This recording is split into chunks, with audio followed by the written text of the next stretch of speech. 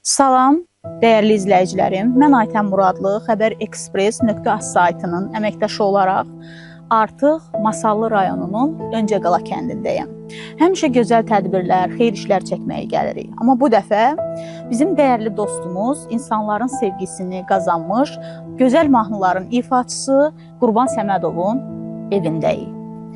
Bugün Qurban bəyin anasının altı mərasimidir. Allah anamıza rəhmət eləsin. Mən bilirəm, çox ağırdır sizin üçün də, ailə üçün də və Qurban üçün də. Biz Qurbana görə onu buradayıq. Yəni istədik ki, gələk işıqlandıraq. Çünki Qurban öz mədəniyyəti ilə, belə deyim, müğənniliyi bir tərəfə qoyuruq. Öz mədəniyyəti ilə, insanlığı ilə həmişə öndə seçilənlərdən biridir. Və mən elə başa düşürəm ki, siz fəxr eləməlisiniz ki, sizin gözəl belə evladınız var. Birinci təşəkkür sizə düşür və anamıza düşür. Allah ona rəhmət eləsin. İstərdik ki, bir-iki kəlmə nə qədər ağır olsa da öz fikirlərinizi deyəsiniz. Birinci əziyyət çəkdim, gəldiyiniz üçün çox sağ olun, təşəkkürlüyü bildirirəm. Allah canınızı sağ eləsin. Siz sağ olun. Həyatda da indi neyniyək, əlimizə nə gəlir? Mən həmi Qurban üçün, həm ata oldum, həm ana. Allah canınızı sağ eləsin.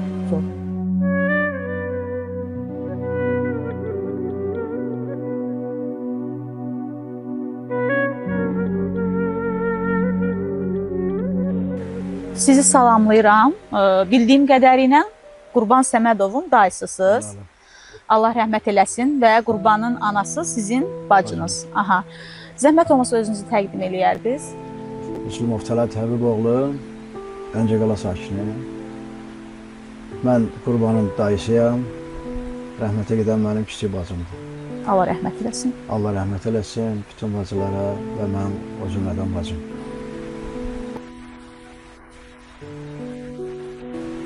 Bacı qardaşı daha çox yanan olur. Bəli, bacı ən gözəl, bizim ən kiçiyimiz, ən yaxşı bacımız edibsin.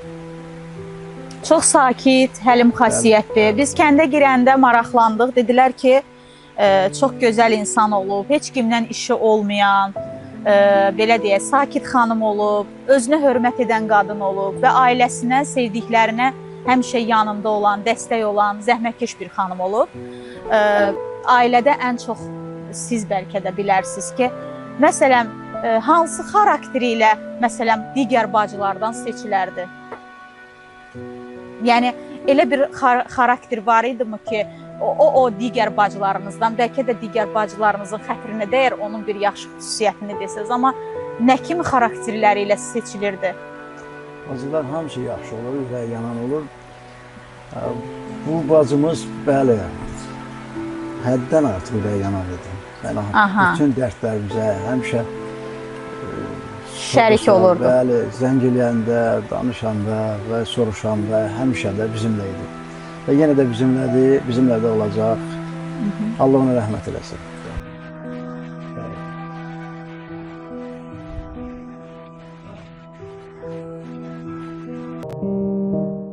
Artıq Azər bəy sizin yanınızdayıq və mən məclisə girəndə gördüm ki, ən çox Qurbanın yanında olan insanlardan biri sizsiniz. Və bildiyim qədərilə həm Qurbanın yaxın dostusunuz, həm də ki, kürəkəni sayılırsınız. Bilirəm, sizin üçün də ailə üzvlərindən birisiniz, çox ağırdır, çətindir və anamız da uzun sürən xərçəng xəstəliyindən vəfat edib. İstərdim ki, bir dostu olaraq, kürəkəni olaraq yox, dostu olaraq öz fikirlərinizi söyləyəsiniz. Bəli, Aytən xanım, varmısınız ki, bizi saymısınız, gəlmişsiniz. Allah sizə can sağlığı versin. Bəli, doğrudan da və Qurbanla çoxdan dostuyuz. Allah Qurbana can sağlığı versin. Və arzulayıram ki, ona ki, daha bu qəm qıssa onlardan uzaq olsun. 2016-dan Qurbanla belə həm yoldaşıyıq, dostuyuz, qardaşıyıq. Həm də üzr istəyirəm, musiqiçisiniz siz, bildiyim qədərin müğənnisiniz. Müğənniyim, bəli. Aha, həm də müğənni yoldaşısınız. Qurban müəllimlə Masallı Uşaq İncəsənət Məktəbində tanış olmuşuq.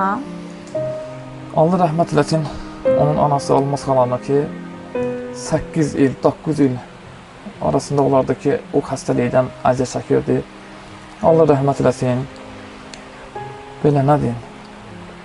Allahdan İnşallah səbir qurban toyuna diləyirik. gələk inşallah. Bəli, amin. İnşallah, inşallah. Allah. Mən də sizə təşəkkür edirəm.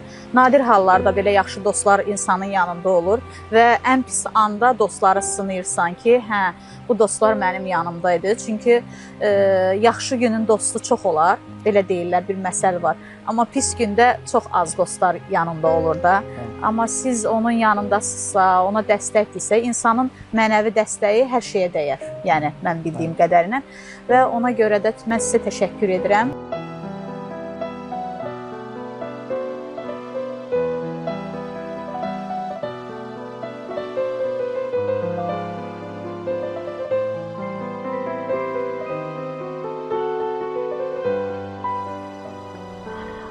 Qurbangilin ailəsinə getdim.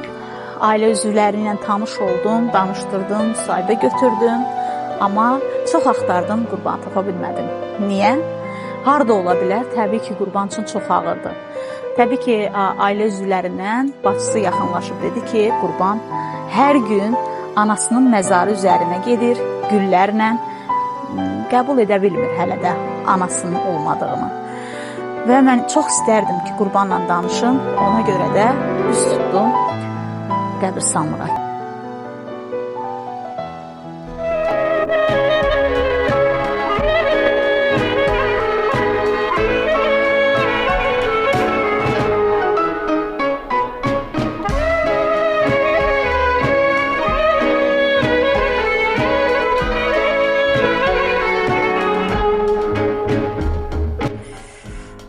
Allah səbir versin. Mən bilirəm, yəni sənin üçün çox ağırdır və çətindir. Müəyyən vaxta qədər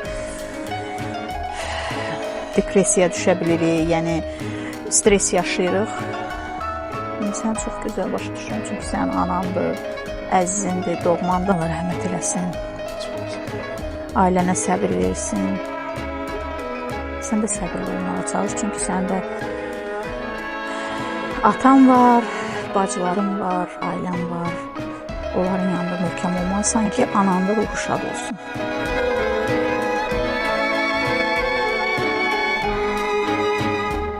Qurban, istədim ki, biraz da sənin özünü danışdırım.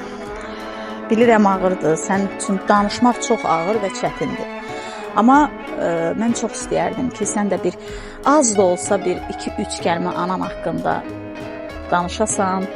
İnsanlar üçün Siman çox əzizdir, dəyərlisən, sevilənsən.